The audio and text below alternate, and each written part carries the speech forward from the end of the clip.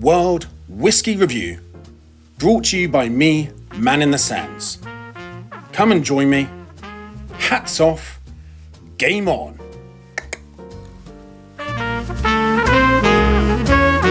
Welcome back to Man in the Sands. It's been a while, we're going to get straight into it.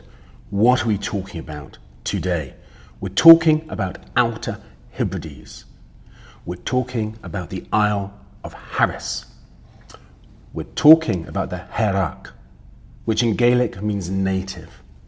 And this is social whisky. Everything about this is social whisky. And before we get to the bottle, let me take you to the packaging. I'm not sure the packaging is sustainable in the long term, but I do love it. The way that it sits with the bottle through the middle. It tells you everything you need to know in simple terms. Location, ABV 46%, type of whiskey, this is Scotch, peated, non-peated, non-chill filtered, etc. So non-chill filtered, pure whiskey, early, probably 3 maybe to 5 year maturation, first fill ex-bourbon cask, ex-oloroso, and then we have a sherry butt. After maturation, these are married together for approximately 12 weeks, as I understand, thanks to the amazing and fabulous, simplistic and interesting website. I ask you to go and visit it. Isle of Harris Distillery. It is wonderful. Now, when you open this up, it opens out to give you details, including relating to the history and musicology of the island, which is important, including where it's come from. Now, inside you have a wee leaflet. This, ladies and gentlemen, is a man who worked on the island and is the grandfather of the blender. And the blender is Shona MacLeod. Inside, it talks about its history, being a social whisky, what it means, who the people of the island are, why it started, the music of the island, the location of the island, and also the fact that on each of the bottles, the batch number is listed. Ooh. And you can enter the serial number here of the batch number. This is number 9 and 24. You put that into the website, it tells you about the origin. Now, as I'm doing this, Great Gatsby, Poirot, what a wonderful bottle. Fabulous. If one was in the south of North America, one might think we're going to start doing a wee bit of native bluegrass music. Why do I say that? Because they give the transparency of where the casks come from. Heaven Hills, Buffalo Trace as an example. And being a young whiskey, Buffalo Trace tells me that there should be, hopefully, a lightness and smoothness to it.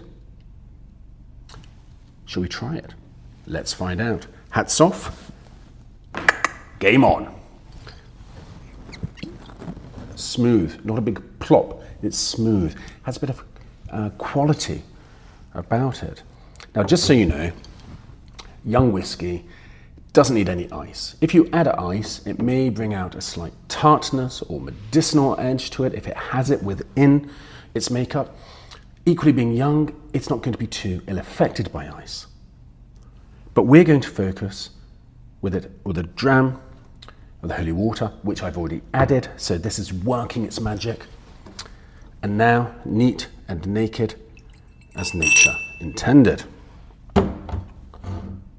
So, what do we think? In fact, I'll move this over here so I don't accidentally nudge it. What are we thinking? Well, Shona MacLeod references the native flowers to the island, which turn out to be quite rare in the European environment, and that's due to the climate where the Isle of Harris is. It gets some of the tropical climate, which is why on one coastline we have the white sandy beaches, which actually feed the fauna, including the macaire flower. I hope I'm saying that correctly. And she says the sweetness on the nose is reflective of the native macaire flowers. On the other coastline, we have some of the oldest rocks in existence. They are scattered through and showing through the thin part of the land, of the peat and the bog there, and this is known for its peat for years. So imagine the contrasting peat to sandy beaches, which again is part of the Hebrides folklore. I'm very excited, I'm impressed by the packaging, I'm impressed with what they're doing with a young whiskey. You see the straw colour lightness of it. Sweetness. You see, I'm really putting my nose into this one. Floral, sweet, slanger.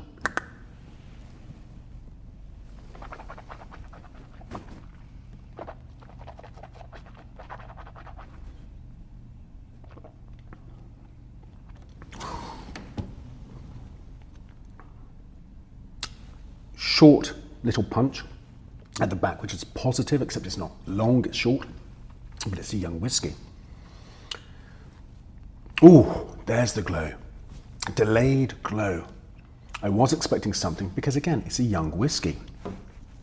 Does that mean anything negative? No, because it hasn't upset me, it hasn't offended me. It's just gone, I'm here, thanks for giving me a shout. It's at the fore of the lips. It doesn't stay within the meat of the mouth, but it's still lingering. I thought it'd be a short linger.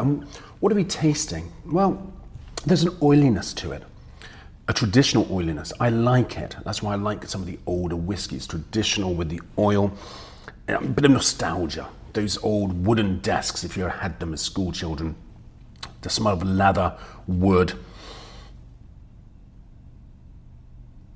the oil, spice, bit of spice. But I would say lingering, it's a fudginess with a dash of spice and a little bit of leather and oil. But it's dotted, it's not consuming you. It's a pleasure, absolute pleasure. Let's try, before I get carried away, with the holy water.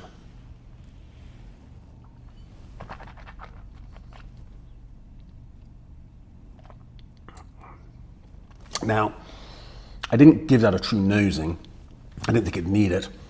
But as I did take a sip, I nosed it, and it's smooth. It's just taken the edge away. It's not affecting the lips, which is what a younger whiskey, the 46%, was doing. It's moved into the middle of the mouth. It's enjoyable. It's taken me on a journey. It's given me a bit more of that citrus flavor. I can taste the sea salt, if you like, the coastal elements of it, without the medicinal, which is a joy. I'm not a great fan of the medicinal. And it's just giving me an embrace. It's just giving me that little embrace of, I've missed you. Thanks for coming here, old friend.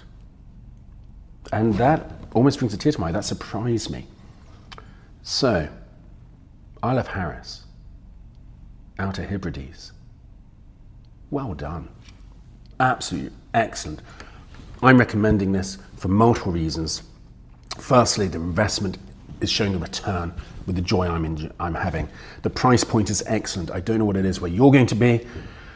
For me, I picked it up at approximately £50 or $65, 750 ml, non-chill filtered, beautifully finished, 46%. I would add a wee bit of water because I think it brings out a certain roundness to it, but equally it's enjoyable, neat and naked as nature intended. I wouldn't let it sit on the ice. I don't think that's going to give it anything of value, but if you want to, that's your decision. Until then, and the next time, where I'm going to be taking us across to another island nearby, closer to the mainland. See you then.